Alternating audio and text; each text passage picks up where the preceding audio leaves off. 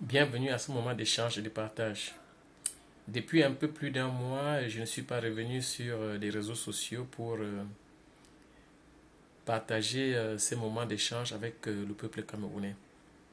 Quelques-uns qui me connaissent particulièrement m'ont appelé pour me demander si j'étais fatigué pour le combat. Je leur ai dit non, pas du tout.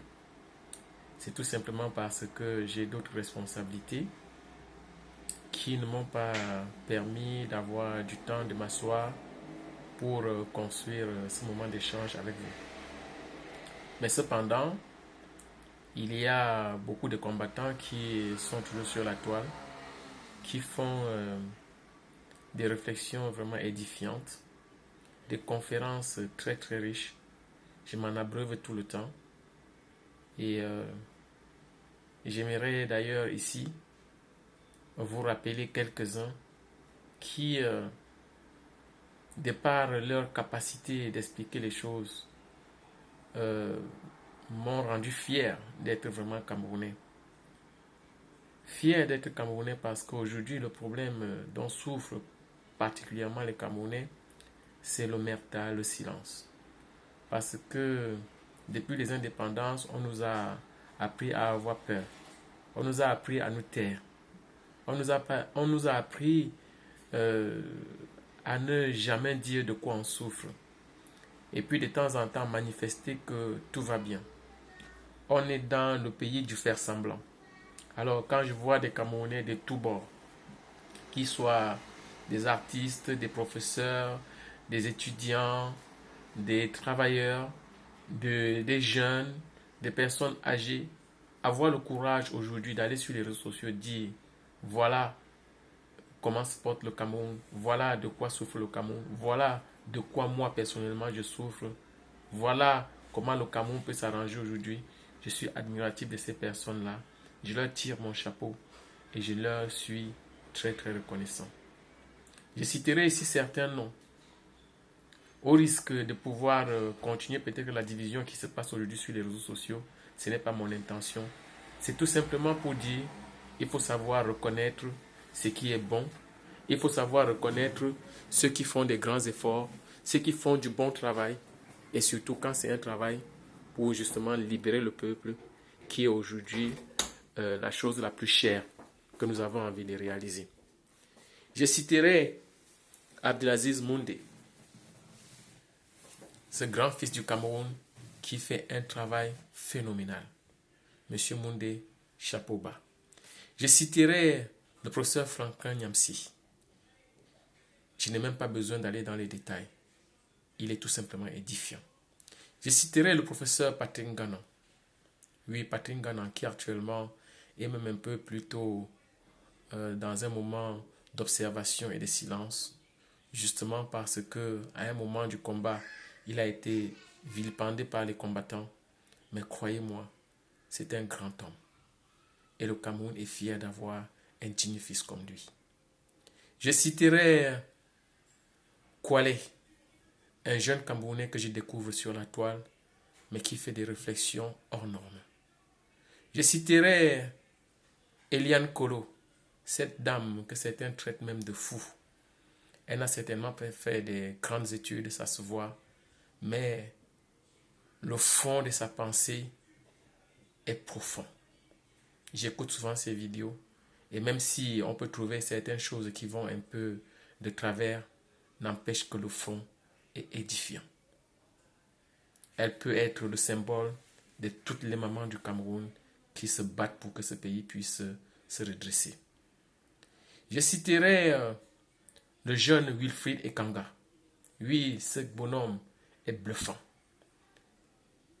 Il fait des analyses que je pense que toute personne honnête peut reconnaître en lui un grand. Et savoir que c'est un Camerounais me rend tout simplement très fier. Chapeau bas, Monsieur Wilfried Ekanga. Je citerai parmi les combattants Calibri Calibro, Kamwa la Panthère, El Chenou,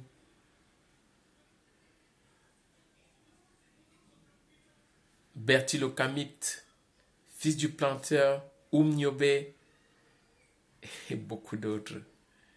Les Amazones, oui. Karine, c'est Karine Richaud, je crois. Karine Gambette aussi. Je sais que vous vous clashez sur les réseaux sociaux, mais ce n'est pas important. Ce qui est important, c'est le fait que vous avez ce don de vous lever et de vous battre pour le Cameroun. De le faire à votre manière, avec votre rage. Et je peux vous comprendre. Vous êtes déjà des femmes qui vous battez au jour le jour, juste pour faire vivre vos propres enfants. Et parce que vous avez envie que le Cameroun donne ce genre d'avenir à tous les enfants du Cameroun, vous n'hésitez pas. Vous allez aussi loin que Sandy de Boston, qui à un moment a même voulu s'immoler, qui pleurait sur les réseaux sociaux. J'étais très ému. Oui. Toutes les formes du combat, croyez-moi, sont bonnes. Mais tout à l'heure, je vais faire une petite réflexion pour vous faire comprendre que ce que vous faites, non seulement les Camerounais voient, mais les Camerounais aussi apprécient. Et les Camerounais se disent chapeau bas pour tous ceux-là qui expriment avec les armes qu'ils ont, avec les moyens qu'ils ont, ce qui ne va pas au Cameroun. Oui, quand j'ai cité les grandes personnalités tout à l'heure, je n'ai pas mentionné le grand Richard Bona.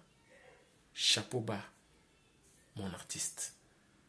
Et puis il y en a beaucoup comme ça. J'ai acheté des livres de Bertilo Camille, de Martial Bishop, du professeur Maurice Kamto. Et je n'ai pas eu l'occasion de trouver ceux de Patrick Ganan, ni le professeur Niamsi. Je m'en excuse. Mais déjà, ce que j'ai écouté de vous est déjà édifiant. C'est qui les combattants de la résistance du peuple camerounais aujourd'hui? Ils sont nombreux. J'ai envie de vous dire, les formes de combat sont nombreuses. Il y a des mamans au Cameroun aujourd'hui. Quand on dit qu'on ne se bat pas au Cameroun, qui se battent? Les Bayam Salam. Ces mamans qui se lèvent le matin, qui ne savent pas ce que les enfants vont manger et qui vont au marché, qui vendent, qui se débrouillent, qui font des échanges, tout simplement pour amener un peu à manger à leurs enfants le soir, sont déjà au combat. Oui, je le dis parce que ma maman l'a fait. Ma maman l'a fait et le bon Dieu lui a fait grâce de la vie. Et aujourd'hui, non seulement elle est à l'abri du besoin, mais elle est encore en train de revivre une nouvelle vie. Cette vie que j'aurais souhaité qu'elle puisse vivre au Cameroun, elle ne peut pas le faire. Et c'est par rapport à ça que je me lamente. Alors qu'elle a encore beaucoup de ses enfants qui restent au Cameroun. C'est pour cela que moi aussi je suis dans le combat.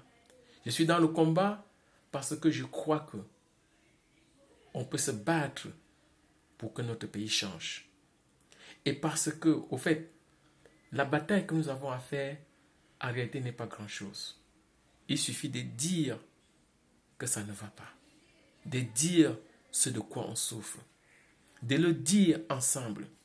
D'écouter ce que votre voisin dit de sa souffrance. Parce que c'est tous les Camerounais qui souffrent. Mais pendant très longtemps, on nous a appris à exister individuellement. À nous faire croire que si quelque chose nous arrive, c'est parce que l'autre ne veut pas qu'on vive bien. Et c'est faux. À nous faire croire que il faut être divisé. Il faut être proche d'un tel ou proche d'un tel, ou l'ami d'un tel, pour pouvoir avoir la vie sauve. Et quand on est au niveau politique, on se rend compte que, en réalité, il faut juste supporter le pouvoir en place. Le pouvoir aujourd'hui du président Paul Biya, qui est là depuis bientôt 40 ans. On l'a fait depuis bientôt 40 ans. Mais la misère ne fait que s'accentuer. Et le pire, c'est que ces gens-là, on a fini par comprendre qu'ils ne nous aiment pas du tout. Ils détestent les Camerounais au point de les tuer à volonté. Le Cameroun, c'est le seul pays au monde qui a connu en 60 ans des multitudes de mini-génocides. Oui. On tue des Camerounais bien ciblés expressément pour les faire taire, pour faire régner la terreur. C'est pour ça que les Camerounais sont des oiseaux qui se cachent pour mourir. Si vous voulez vivre au Cameroun, il faut vous taire.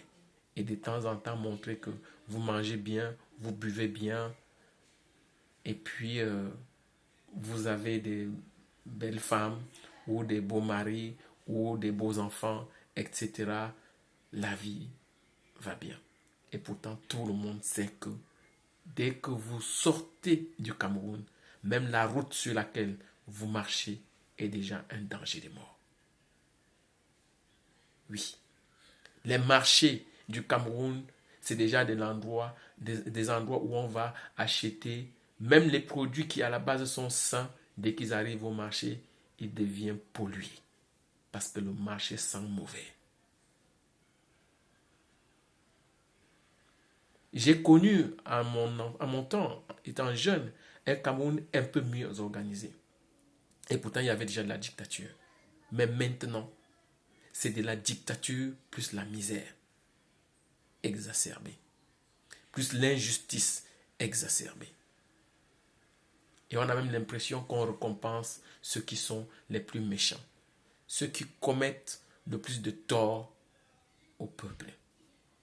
Et bizarrement, tout le monde parle au nom du peuple. Dans le combat aujourd'hui, posez-vous la question pourquoi le combat est plus fort dans la diaspora que sur place au Cameroun. C'est tout simplement parce que dans la diaspora, ils peuvent s'exprimer. Ils peuvent oser dire de quoi ils souffrent. Au Cameroun, ce n'est pas possible. Ce n'est pas possible parce que chaque Camerounais sait que s'il le fait, il va mourir. Mais nous avons envie de vous dire qu'aujourd'hui, les temps ont changé. Non seulement nous sommes en 2020, mais il y a les réseaux sociaux qui existent. Et ce que nous faisons ici aujourd'hui en France, on peut aussi le faire au Cameroun. Si on se lève ici en France, on peut aussi se lever au Cameroun. Je sais que vous allez continuer à me dire, ce n'est pas possible. Parce que les gens du Cameroun m'écrivent tous les jours. Ils me disent, grand frère, frère, la mort là ici c'est réel. C'est pas comme chez vous là-bas. Quand vraiment tu es contre le gouvernement, tu n'es pas sûr que tu vas vivre le lendemain. Regardez ce qui arrive ce qui est arrivé à Sébastien Ebala, à tous les journalistes, à toutes ces femmes qui vont même mourir devant les portes des hôpitaux au Cameroun. Oui, le Covid-19 est passé par là. Regardez comment ça s'est géré. Le professeur Maurice Kamto, le président élu est là au Cameroun. Regardez comment il est bafoué. Regardez comment il est bâillonné. Regardez comment les grandes têtes, les grands cerveaux, des grands esprits que la nature ou notre Dieu nous fait grâce. Regardez comment nous les traitons dans notre cher et beau pays, le Cameroun. Alors que pendant plus de 60 ans, on fait des discours, vive la jeunesse, vive la jeunesse. La jeunesse dont on parlait il y a 60 ans, ont 60 ans aujourd'hui. Et s'ils veulent lever la voix pour parler, ils ne sont plus des patriotes. Ils sont des mauvais Camerounais. Mais non. Au Cameroun, nous sommes des oiseaux qui nous cachons pour mourir. Il y a beaucoup de grands Camerounais aujourd'hui qui ont fait le choix de partir du Cameroun. Pas parce qu'ils ont voulu, parce qu'ils ont été contraints. Et regardez tous les Camerounais qui ont réussi à faire quelque chose de bon dans leur vie, qui ont eu une reconnaissance. La reconnaissance est toujours faite à l'extérieur, jamais au Cameroun. Parce qu'au Cameroun, tout doit passer par Paul Biya, le président roi Dieu. Sauf que lui-même, Paul Biya, non seulement au bout, ne donne rien aux Camerounais, il ne donne rien à lui-même. Il fait croire aux Camerounais que, voilà, il faut rester entre soi, entre tribus, entre familles, entre je ne sais pas quoi. Et on se rend compte aujourd'hui que même ses propres enfants, j'ai envie de dire, ne donnent à rêver à personne. Ne donnent à rêver à personne. Nous sommes devenus un peuple bizarre au Cameroun. On ne sait même plus ce qu'on supporte. Les questions que l'on résout aujourd'hui, les questions de tribalisme, ne sont même plus des questions qui devaient encore être d'actualité. Parce que le peuple camerounais est très loin au-dessus de cela. Mais les politiques s'obstinent à continuer à nous mettre ce plat infect sur la place publique au Cameroun. Les Camerounais ne savent plus sur quoi parler. Ils parlent de la vallée d'une thème. Ils parlent de ceci, des Bamileke qui ont fait cela, C'est incroyable. On a dépassé tout cela depuis très longtemps. Ici, on se bat pour autre chose. Oui. On se bat pour des mensonges qui ont été faits pour que notre esprit ne fonctionne pas normalement. C'est pour cela que certains Camerounais ici, comme le jeune Kwale, je crois, Kwalay, que j'ai vu sur les réseaux sociaux, a dit ce dont nous sommes conscients, c'est juste 10%. Et 90%, c'est notre subconscient. Et lui, il a envie d'entrer dans notre subconscient pour nous parler. Pour savoir pourquoi nous pouvons accepter à être bâillonnés autant pendant plus de 40 ans, voire 60 ans. J'étais bluffé quand j'ai entendu ce jeune homme faire ses propres analyses. Et j'étais fier en même temps d'avoir des Camerounais de cette qualité-là. Et je sais qu'au Cameroun, il y en a qui peuvent faire autant de réflexions. Le jeune Sébastien Ebala montrait les prémices de cela. Aujourd'hui, il est arrêté, il est en prison. Je demande à tous ceux qui empêchent ces jeunes de parler, de les libérer, de se faire un plaisir, de penser que ce sont leurs propres enfants, que c'est une continuité d'eux-mêmes, que c'est leur propre avenir, que c'est le pays dont ils parlent, dont il est question. Parce qu'ils ne sont pas là pour détruire. Tous les combattants, je les ai bien suivis ici, qu'ils soient de la base ou du CCD, de n'importe quel mouvement, n'ont qu'un seul but. Réveiller les Camerounais. Dire au gouvernement camerounais de changer. Leur faire comprendre que le temps est venu pour qu'une lumière puisse briller dans le Cameroun.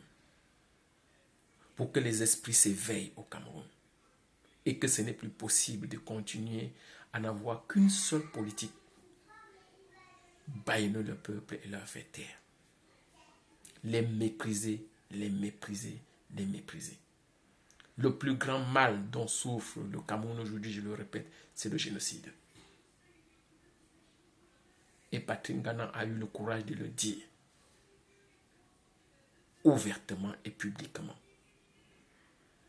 Tous les autres grands Camerounais le savent, mais personne n'ose parler parce qu'ils ont encore envie de rentrer au Cameroun. Ils ont peur de qui? De Paul Biya. Paul Biya qui, nous savons aujourd'hui, n'est même plus maître de son propre destin. Peut-être qu'il n'est même plus avec nous. Il n'est même plus certainement avec nous. Il n'a même jamais été avec nous. Et les Camerounais le savent. Et personne n'est capable de l'accepter pour avancer.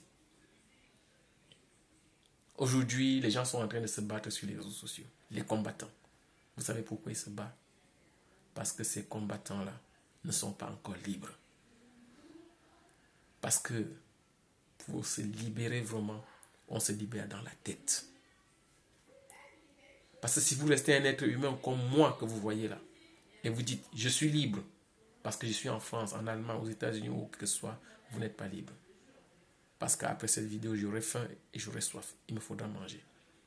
Si ma nourriture doit venir de quelqu'un du pouvoir de Yaoundé, il va me demander de rechanter la même chanson qu'on chante au Cameroun. Tais-toi et mange. Prends ton pain et ta sardine, tais-toi et mange. Voilà la politique au Cameroun. Sauf qu'il va arriver un jour où même le pain et la sardine, tu n'auras pas. Et on va te dire, si tu ne l'as pas, c'est parce que tel a déjà mangé. Va voir, va récupérer ta part à cette personne. Et tu vas l'indexer. Tu vas dire, c'est à cause de toi que je ne mange pas le pain. La même personne qui hier était avec toi, c'est toi qui vas la battre. Mais c'est faux. Le Cameroun a suffisamment pour tous ses enfants. C'est qu'il y en a qui sont assis à la tête du pays et qui ne veulent pas que les Camerounais puissent manger, puissent exister, puissent même réfléchir, puissent même parler, puissent dire que je souffre quand ils sont en train de souffrir. Il faut souffrir au Cameroun et se taire, en espérant que demain, on pourra encore manger. C'est de ça qu'il est question au Cameroun. Les combattants se battent parce qu'ils sont dans une lutte de positionnement. Sinon, comment allez-vous m'expliquer que quelqu'un qui s'est sauvé déjà du Cameroun, quand on sait qu'aujourd'hui les Camerounais sont prêts à tout pour quitter le Cameroun, y compris traverser le désert, la Méditerranée. Mais quand ils arrivent ici, ils arrivent à avoir une place dans cette société française, par exemple. Ils ont un bon travail et tout. Et ils se décident à un moment de rentrer au Cameroun pour soi-disant devenir patriotes. C'est-à-dire faire encore subir les pires des atrocités au peuple camerounais que lui-même a subi à un certain moment et a été obligé de fuir pour venir reconquérir sa propre dignité ici. Il veut rentrer au Cameroun, ça veut dire qu'il n'a rien compris. Ça veut dire qu'il n'est pas encore libre. Parce qu'au Cameroun, on n'est pas libre. Et ça, c'est connu. Donc, chers Camerounais, le combat ne vient que de commencer. Et certains vont me poser la question, combien de temps va-t-il durer? Il peut durer 100 ans. Il peut durer 1000 ans. Mais il peut durer un jour. Si aujourd'hui, vous qui me regardez dites, je suis libre, vous êtes libre dans votre tête, vous allez voir, vous allez vous sentir bien. Vous allez commencer à parler ce de quoi vous souffrez ou vous avez souffert au Cameroun. Et ce jour-là, vous êtes vraiment libre. Si vous pouvez vraiment le dire où vous voulez, partout, dans votre travail, à vos amis et tout. Que lorsqu'on est en train de parler des vrais problèmes du Cameroun, vous vous taisez. Mais quand on parle des problèmes de la Côte d'Ivoire ou d'un autre pays, là, vous vous activez. Ça veut dire que vous n'êtes pas libre. Parce que vous savez que si vous parlez du problème du Cameroun, vous êtes mort. Je vais m'arrêter là pour aujourd'hui. Vous voyez, j'ai beaucoup écouté et je vous prouve que j'étais toujours là. Je vais revenir avec d'autres vidéos, avec d'autres moments d'échange comme celui-ci. Portez-vous bien et vive le combat. Nous avons un leader, je finirai par vous le dire, c'est Maurice Kamto. Suivons-le